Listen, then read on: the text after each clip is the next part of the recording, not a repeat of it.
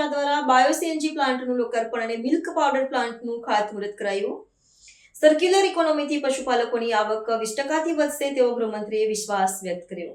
કેન્દ્રીય ગૃહ અને સહકાર મંત્રી અમિત શાહે બનાસકાંઠાના સનાદર ખાતે બનાસ ડેરીના મહત્વપૂર્ણ પ્રોજેક્ટ્સનું લોકાર્પણ અને ખાતમુહૂર્ત કર્યું હતું. આ કાર્યક્રમ દરમિયાન તેમણે સણાદર ડેરી પ્લાન્ટ ખાતે નવનિર્મિત બાયો સીએનજી અને ફર્ટિલાઇઝર પ્લાન્ટનું ઉદ્ઘાટન કર્યું હતું.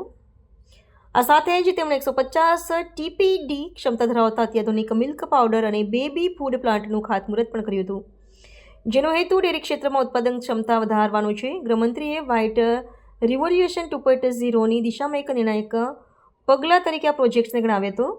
તેમણે જણાવ્યું હતું કે સર્ક્યુલર ઇકોનોમી મોડેલ દ્વારા આગામી 5 વર્ષમાં પશુપાલકોની આવકમાં 20%નો વધારો થશે.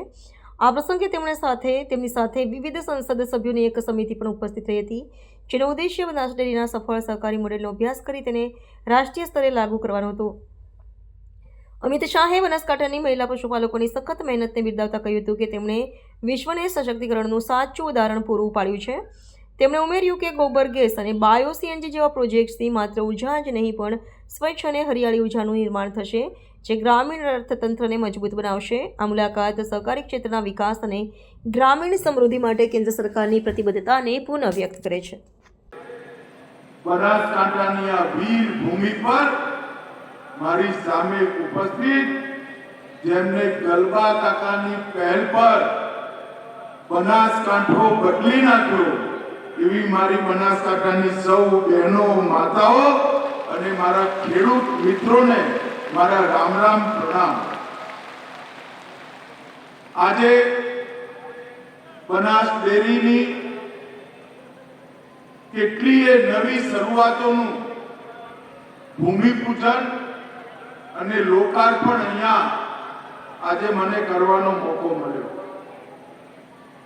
બનાસકાંઠાની અંદર ગલબાભાઈએ જે યાત્રા શરૂ કરી એ યાત્રા ધીરે ધીરે વધતા 400 રૂપિયાનું દૂધ ભરાતું એમાંથી 24,000 કરોડના વેપાર સુધી પહોંચી છે.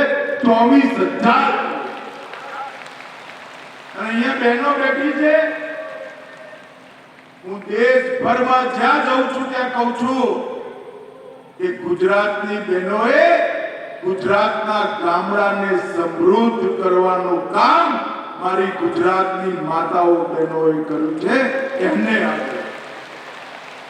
અહીંયા બેઠેલા સૌ કિસાન ભાઈઓ બહેનો, ખેડૂત ભાઈઓ બહેનો અને વિશેષ કરી સહકારી આગેવાનો, ગામની દૂધ મંડળીના ચેરમેન, બનાસના ડિરેક્ટરો, ખરેખર તમને બધાને ખબર નથી કે તમે કેવો ચમત્કાર છે.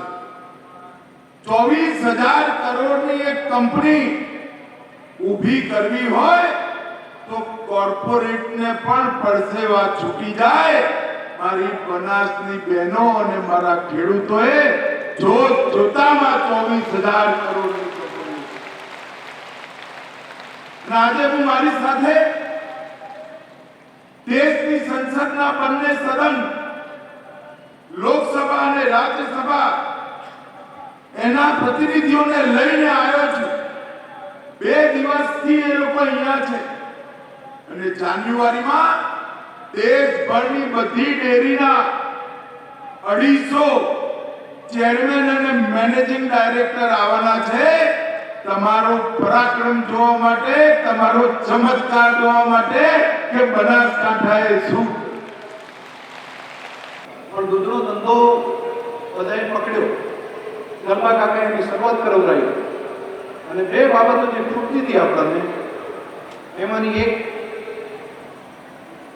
પાણી અને બીજું વીજળી. મોદી સાહેબે આપણને 24 કલાક વીજળી જ્યોતિર્ગામના માધ્યમથી આપી અને બીજું અહીંયા નર્મદાનું પાણી અને સુખમ દ્વારા તળાવો ભરવાની યોજના મૂકી. એ કારણે ખૂબ મોટો બદલાવ આપણા જીવનની અંદર આવ્યો. સરકારે ખૂબ પોઝિટિવ પોલિસી બનાવી. આના કારણે કરીને આપણું જીવન ધોરણ ખૂબ સારું થયું. મારે તમને બધાને એક વાત એવી કરવી છે, તમને બધાને ભાઈઓ બહેનોને, કે એક મોટો ઇતિહાસ ભારતની અંદર બન્યો આપણા દેશના પ્રધાનમંત્રી અને ગુજરાતના સપૂત આપણા મોદી સાહેબે દેશની આઝાદીના આટલા વર્ષો પછી અલગ સહકાર મંત્રાલય બનાવવાનો નિર્ણય કર્યો અને એમણે વિચાર્યું કે ખાતા અર્થની અંદર જો નાનામાં નાના ગરીબ માણસ, મજૂરી કરતો માણસ, ખેડૂત, પશુપાલક એનું જીવન જો બદલાવવું હોય તો એના માટેનો રસ્તો છે સહકાર. અને આ સહકારિતાને બળ આપવા માટે નવું મંત્રાલય ચાલુ કર્યું આઝાદીના 50 વર્ષ પછી. અને એના મંત્રી તરીકે આપણા અમિતભાઈ શાહ સાહેબની જવાબદારી સોંપી. આ દેશના ઇતિહાસનો ખૂબ મોટો બદલાવ આવ્યો. ભાઈઓ બહેનો, તમને બધાને ખબર છે કે ગરબા કાકાએ ડેરી ચાલુ કરીને આપણા જીવન ધોરણ કેટલું મોટું પશુપાલનને રૂપમાં બદલાયું. મોદી સાહેબના નેતૃત્વની અંદર આપણા અમિતભાઈ શાહ સાહેબે ભારતની આઝાદીના આટલા વર્ષો પછી નવી સહકારી સંસ્થાઓ, ભારતમાં સહકારી સંસ્થાઓ ચાલુ થાય એના માટેનું એક અભિયાન તરીકે લીધું. આ એક ડેરી એક જિલ્લામાં સ્થાપના થઈ એના કારણે આટલું મોટું બદલાવ આવ્યો હોય.